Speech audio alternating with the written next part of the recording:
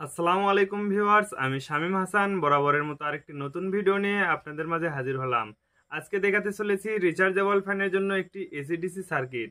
অনেকেই এই সার্কিটটি কিভাবে তৈরি করতে হয় সেই ভিডিওটি চেয়েছিলেন, তাদের উদ্দেশ্য করে এই ভিডিওটি তৈরি করেছি। এই ভিডিওতে দেখাতে চলেছি এই সার্কিটটি বানানোর সম্পূর্ণ টিউটোরিয়াল, কিভাবে পিসিবি বোর্ড তৈরি করবেন, কিভাবে এটি প্রিন্ট করবেন, সবকিছু এই ভিডিওতে দেখাবো। তাই ভিডিওটি না টেনে সম্পূর্ণ দেখুন।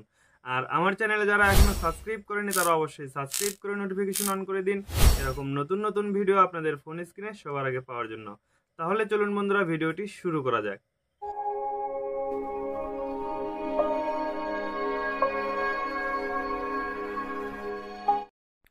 গত ভিডিওতে এই সার্কিট সেটিং করে একটি ফ্যান তৈরি করেছিলাম। আজকে দেখাবো এই সার্কিটটি কিভাবে তৈরি করতে হয়, কারণ এই সার্কিটের জন্য অনেকেই আমাকে অনুরোধ করেছিলেন একটি ভিডিও করার জন্য। সার্কিটটি ডিজাইন করার জন্য আমার প্রয়োজন হয়েছে একটি ডেস্কটপ। যে কোনো সার্কিট এখন আমি ডেস্কটপ দিয়ে তৈরি করি, এটা অনেক সুন্দর একটি প্রসেস। আপনি চাইলে নিজেও এরকম আমার মতো পিসিবি বোর্ড তৈরি করতে পারবেন। সেজন্য প্রয়োজন হবে একটা ল্যাপটপ অথবা ডেস্কটপ। যাদের ল্যাপটপ অথবা ডেস্কটপ নেই তারাও এই সার্কিটটি তৈরি করতে পারবেন। এই ভিডিওটি সম্পূর্ণ দেখলে আপনাদের মোটামুটি একটি ধারণা চলে আসবে এবং কিভাবে তৈরি করবেন তা ধারাবাহিকভাবে আমি দেখাইতেছি। এই সার্কিটের পিসিবি ফাইল অবশ্যই গ্লুসি পেপারে প্রিন্ট করে নিতে হবে। দেখুন ভিউয়ার্স, আমি একটি গ্লুসি পেপারে A4 সাইজে প্রিন্ট করে নিয়েছি। পেপারটা অবশ্যই গ্লুসি হতে হবে, যেগুলো পেপার দিয়ে ক্যালেন্ডার তৈরি হয়। যদি গ্লুসি পেপার না পান তাহলে ফটো পেপার ব্যবহার করবেন। আর এটা প্রিন্ট করার সময় অবশ্যই লেজার প্রিন্টার ব্যবহার করতে হবে। এবার কাগজের মাপে পিসিবি বোর্ড কেটে নিতে হবে। এটি কপার ক্লাড পিসিবি বোর্ড, এক পার্শ্বে প্লাস্টিক এবং এক পার্শ্বে তামার প্রলেপ দেওয়া। এই কাগজ থেকে এই সোল্ডারিং লেয়ারগুলো পিসিবি বোর্ডে তুলতে হবে। তার জন্য প্রয়োজন হবে একটি আয়রন। যারা কাপড় ইস্ত্রি করেন তাদের কাছে অবশ্যই আয়রন রয়েছে। এবার আয়রন দিয়ে এই কাগজের ওপরে এইভাবে হিট দিতে হবে। দেখুন ভিউয়ার্স, যতক্ষণ পর্যন্ত কাগজটি এই পিসিবি বোর্ডের সাথে আটকিয়ে না যায় ততক্ষণ পর্যন্ত এভাবে ঘষে ঘষে তাপ দিতে হবে। দেখুন মোটামুটি আমার এটি আটকানো কমপ্লিট। এবার এটি ঠান্ডা করার জন্য অবশ্যই ঠান্ডা পানির ভেতরে ছেড়ে দিতে হবে। যখন কাগজটি সম্পূর্ণ ভিজে যাবে তারপরে আবার এই কাগজটি তুলে ফেলতে হবে। দেখুন ভিউয়ার্স, আমি কাগজটি তুলে ফেলে দিলাম উপর থেকে। এখন যে সোল্ডারিং লেয়ারটি রয়েছে এটি আমার পিসিবি বোর্ডের সাথে মোটামুটি খুব সুন্দরভাবে আটকে গিয়েছে। দেখুন ভিউয়ার্স, এখানে একটু মিসিং হয়েছে। এখানে অবশ্যই মার্কার পেন ব্যবহার করে এই গ্যাপটি পূরণ করে দিতে হবে। এভাবে যেখানে যেখানে মিসিং রয়েছে সেখানে সেখানে এভাবে মার্কার পেন দিয়ে ঠিকঠাক করে দিবেন। এবার এই সার্কিটটি ফেরিক ক্লোরাইড অ্যাসিডের ভেতরে রেখে দেব, দিয়ে বাটিটি নাড়াচাড়া করব। আমি বাটি নাড়াচাড়া করার জন্য একটি মেশিন তৈরি করে নিয়েছি। আপনি চাইলে এটি হাত দিয়েও নাড়াচাড়া করতে পারবেন। দেখুন ভিউয়ার্স, এটি আস্তে আস্তে এভাবে ওপর থেকে সোল্ডারিং লেয়ারটুকু রেখে বাকি সব তামার অংশ উঠে যাবে। মোটামুটি 2 মিনিট ধরে এভাবে নাড়াচাড়া করার পরে এটি বন্ধ করে দেখব সার্কিটটির কাজ হয়েছে কিনা। দেখুন ভিউয়ার্স, সার্কিটটির সোল্ডারিং লেয়ারটুকু রেখে বাকি তামার অংশ উঠে গিয়েছে। এবার এটি ঠান্ডা পরিষ্কার পানি দিয়ে ধুয়ে নেব। এটি যেহেতু ফেরিক ক্লোরাইড অ্যাসিড, হাতে ভরলে সমস্যা হতে পারে, তাই অবশ্যই যত তাড়াতাড়ি সম্ভব হাত ধুয়ে নেবেন।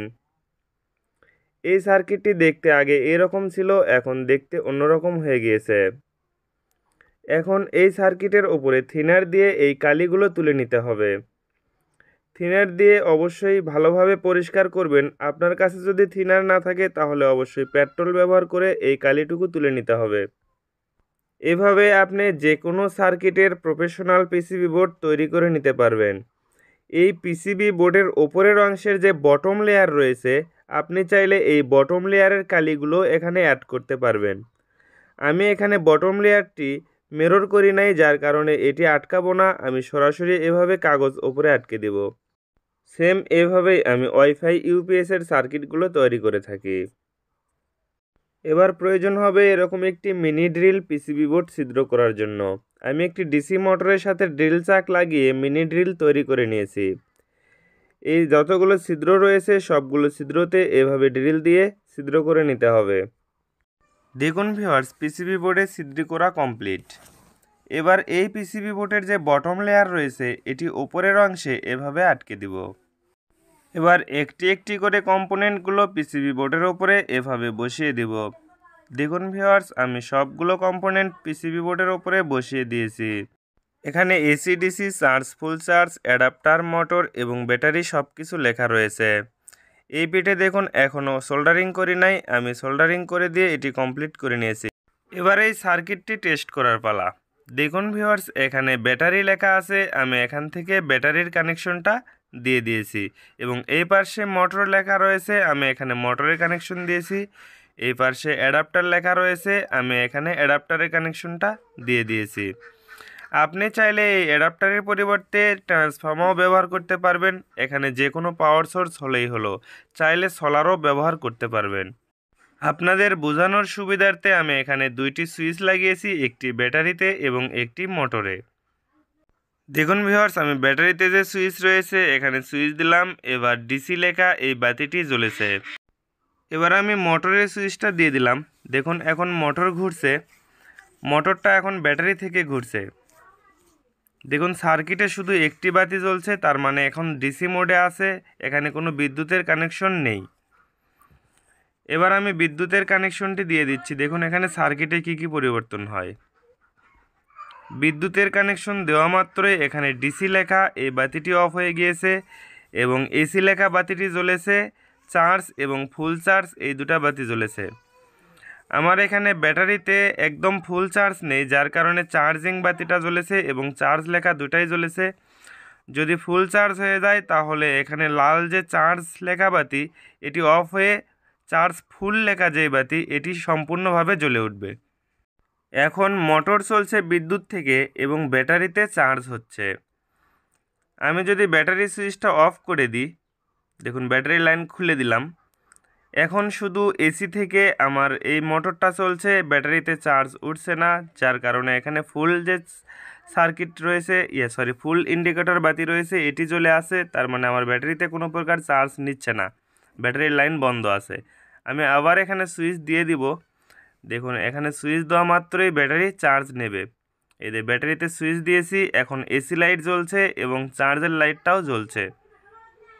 এই সার্কিটটি ফুললি অটোমেটিক কাজ করবে, আপনি যে কোনো ফ্যানে এটি ব্যবহার করতে পারবেন, তবে ফ্যানটি হতে হবে 12 ভোল্ট। এবার আমি বিদ্যুতের লাইন অফ করে দিব, দেখব মোটরটা বন্ধ হয় কিনা। দেখুন বিদ্যুতের লাইন অফ করে দিয়েছি, আমার মোটর কিন্তু বন্ধ হয়নি, এখন ডিসি লেখা এই বাতিটা জ্বলছে এবং মোটর রানিং রয়েছে। এই সার্কিটটি সম্পর্কে আপনার যদি কোনো মতামত থাকে তাহলে অবশ্যই কমেন্টে জানাবেন। নেক্সট ভিডিও আপনাদের কমেন্টের ওপর ডিপেন্ড করেই তৈরি হবে। এই সার্কিটের পিডিএফ ফাইল এবং সার্কিট ডায়াগ্রাম সব কিছুই ডিসক্রিপশনে দেওয়া থাকবে, আপনি চাইলে সেখান থেকে ডাউনলোড করে প্রিন্ট করে নিজেই তৈরি করতে পারবেন। ভিডিওটি ভালো লাগলে অবশ্যই একটি লাইক করবেন, আর আমার চ্যানেলে যারা এখনও সাবস্ক্রাইব করেনি তারা অবশ্যই সাবস্ক্রাইব করে নোটিফিকেশন অন করে দিন, এরকম নতুন নতুন ভিডিও আপনাদের ফোন স্ক্রিনে পাওয়ার জন্য। পরবর্তী ভিডিওতে আরও ভালো কিছু নিয়ে দেখা হবে, ততক্ষণ পর্যন্ত ভালো থাকুন, সুস্থ থাকুন, আল্লাহ হাফেজ।